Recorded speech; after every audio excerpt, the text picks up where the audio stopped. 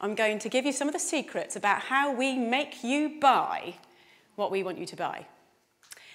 So as a marketer, when I'm first giving you a product, what's my job? Well, my job is to make you want it, to crave it, to need it, to think that it is the best innovation in food since sliced bread. But how do we do it? Well, I'm going to give you a really big example later that I'm going to break right down for you. But let's just start by looking at a few fun little things. So here we have Shreddies, an old favourite, been around for years, very popular in the UK and Canada. Without changing a single little thing about that product, they remarketed them, rebranded them as brand new diamond-shaped Shreddies. Food marketing genius right there. In the 1950s, there was a very important innovation in food. The instant mix cake, one of my personal favourites. When they were first brought out, all you needed to do was to add a little bit of water. Who's not going to love that? Well, actually, no one loved it. No one bought the bloody things.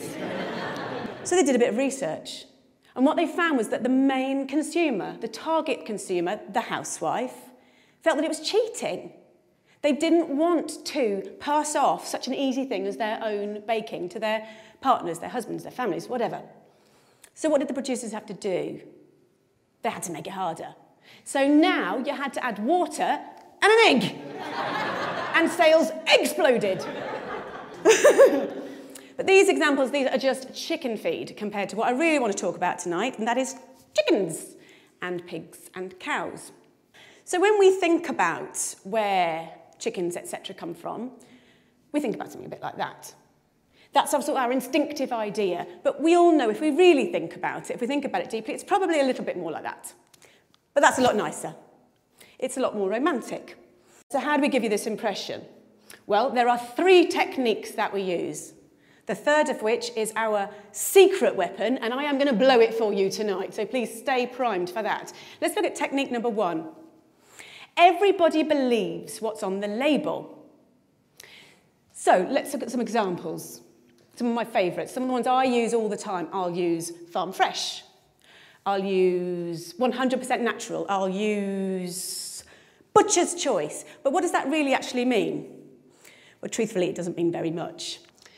If we see that on the label, we feel a bit more confident. But let's have a look at what a farm really looks like. It probably looks like that. Now, this is a concentrated animal feeding operation. I'm going to run that past you again. It's a concentrated animal feeding operation. That's not going to look great on a label.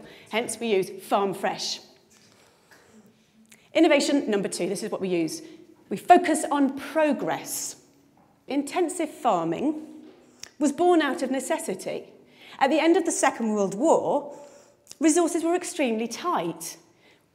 Farming had to be by necessity very, very economical. And we've learnt from that, and we've built from that, and we're able to now raise more and more animals in smaller and smaller spaces. So we've got extremely good at it. If we looked at a room of about this size, and this were turned into a chicken barn, it's a 100-seat theatre, how many chickens could we probably fit in this room now? I'm going to say about 4,000. It's pretty impressive, isn't it? It'd probably look a little bit like that. Now, the public aren't going to be massively keen on that idea, and it's my job to make them feel a little bit better about it. So how do I do it? Well, a basic principle of marketing.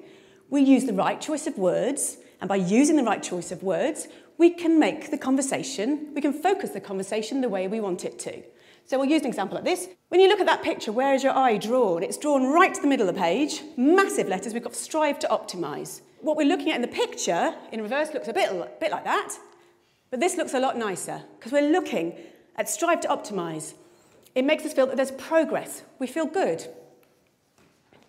So the challenge for the marketers is to make the public feel comfortable at what they're seeing. One of the side effects of intensive farming, of having so many animals in such a small space, unfortunately, is obviously disease, because you put so many animals into a small space, they're going to get sick. It is no secret that 50% of all the antibiotics in the world are used on farmed animals. So how do we make the public feel okay with this? How does that happen? My job. How do I do it? I use the language of innovation. So we're going back to our old friends at porkcares.org. And what they do is they say, as farming has become more efficient, veterinarians have incorporated new technologies and methods into practice. This makes us feel good. This is positive. Yeah? This is progress. And when we're then marketing to future consumers, we would perhaps use something like this. This is a colouring book. Pigs and pork. It's absolutely gorgeous.